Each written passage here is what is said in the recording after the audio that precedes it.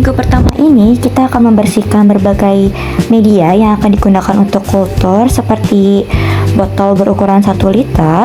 Lalu akan kita bersihkan dengan sabun, kita sikat, lalu akan kita keringkan dan diberi nama. Setelah itu, wadah akan diletakkan dalam laboratorium pakan alami untuk proses selanjutnya. Halo guys, jadi sekarang kita mau kultur spirulina sama chlorella. Nah, tahap pertamanya itu kita bakal ngisi air. Nah, ini botol yang kemarin udah kita bersihkan. Jadi kita mau ngisi air dengan takaran sebanyak 800 ml.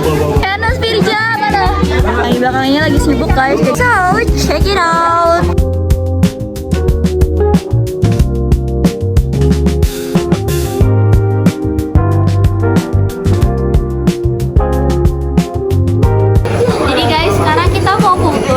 Tadi sudah ditambahkan klorin, terus kita udah aerasi juga sama 30 menit, terus kita sudah tambahkan tiosulfat juga sama 30 menit.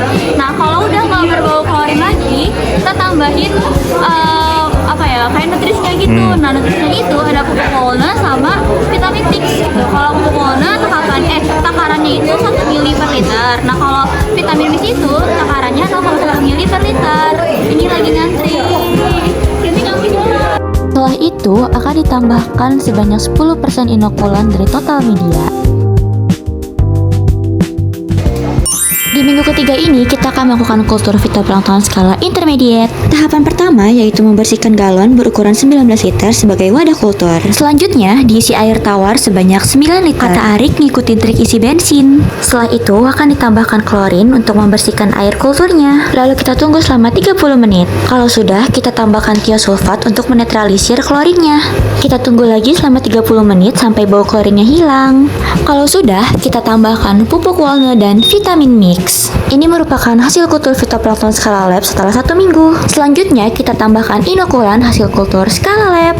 Jangan lupa juga untuk selalu memastikan aerasinya tersedia dengan baik biar fitoplanktonnya tumbuh.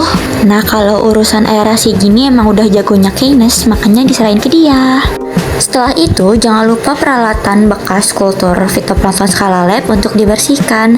Tapi di sini agak rusuh soalnya ada Arik. Di minggu keempat ini akan dilakukan treatment nutrien pada skala intermediate. Untuk tahapannya sendiri sama seperti skala intermediate, di mana ada pembersihan wadah, pengisian air, lalu juga ada pemberian klorin, natio, dan juga pupuk walnut. Yang membedakan dalam treatment nutrien ini adalah perlakuan nutrisinya, di mana kelompok 4 mendapatkan treatment 1, dan dosis yang digunakan itu adalah NaNO3 sebanyak 11,6 mg per liter, NaH2PO4 sebanyak 1 mg per liter, Na2SiO3 sebanyak 4 mg per liter, dan FeCl3 sebanyak 0,1 mg per liter. Setelah semua nutrien dimasukkan, jangan lupa wadah galon ditutup dengan wrap. Bang Atta masuk video. Di minggu kelima, kita akan kultur makroalga berupa ulva reticulata. Tahap pertama yaitu kita akan memasukkan air bersalinitas yang ditambahkan dengan air tawar hingga mencapai target salinitas 30 ppt. Setelah dilakukan pengecekan dengan refraktometer, ternyata salinitas yang didapatkan hanya 20 ppt. Oleh karena itu, kita perlu menambahkan garam untuk meningkatkan salinitasnya. Tak lupa juga untuk menambahkan pupuk pes sebagai sumber nutrien dari makroalganya. Dan jadilah seperti ini. Untuk tahap awal dibutuhkan inokulan sebesar 5 gram, dan setelah itu inokulan dimasukkan ke dalam wadah kultur yang telah dipasang pipet serologis sebagai sumber aerasinya.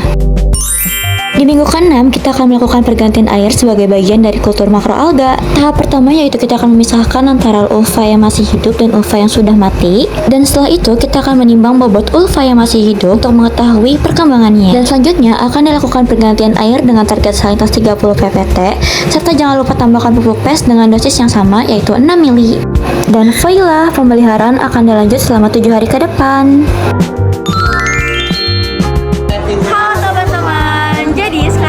Lagi melakukan proses akhir dari kultur makroalga yaitu ulva reticulata. Jadi pemeliharaan buat apa namanya? Ulva reticulata itu kita udah di 2 minggu. Jadi 2 minggu itu udah ikut sama penimbangan bobot akhir dan pengambilan data akhirnya. Nah, sekarang kita melakukan untuk pengambilan sampel 5 gram pada setiap botol. So, tunggu di praktikum selanjutnya. Bye-bye.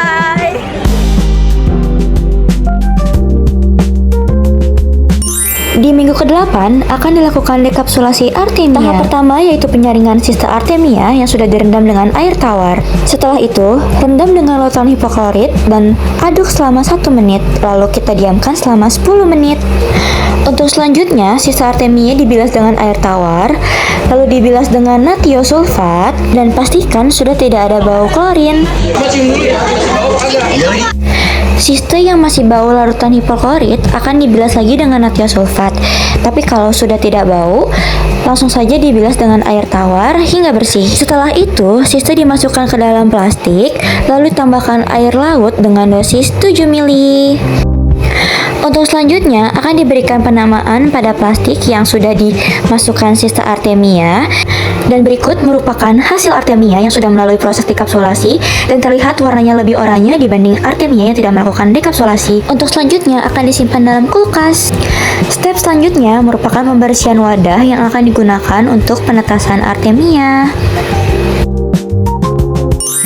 Pada minggu ke-9 akan dilakukan enrichment artemia. Enrichment dilakukan dengan menambahkan 3,5 ml minyak ikan yang ditambahkan dengan 58,1 ml kuning telur ke dalam 700 liter air laut. Setelah itu kita homogenkan sampai semua bahan tercampur merata. Untuk tahap selanjutnya kita akan menuangkan larutan enrichment ke dalam galon yang sudah berisi 700 liter air laut. Lalu akan kita masukkan sista artemia yang sudah didekapsulasi dan kita tunggu hingga menetas selama kurang lebih 18 jam. Setelah menetas akan kita amati di bawah mikroskop. Di minggu selanjutnya akan dilakukan kultur rotifera. Kultur rotifera dilakukan dengan 2 perlakuan, yaitu perlakuan pertama dengan total volume sebanyak 1, liter dan perlakuan kedua yaitu sebanyak 1 liter. Selama proses kultur, salinitas media nanochloropsis harus disesuaikan dengan salinitas media rotifera. Tahapan selanjutnya, inokulan rotifera ditambahkan nanochloropsis hingga mencapai volume total yang telah ditentukan. Selama proses kultur, kita juga perlu rekultur nanochloropsis sebagai pakan untuk rotifera yang harus selalu tersedia. Untuk tahapannya sendiri, sama dengan kultur nanochloropsis. Jadi kita mau menambahkan inokulan.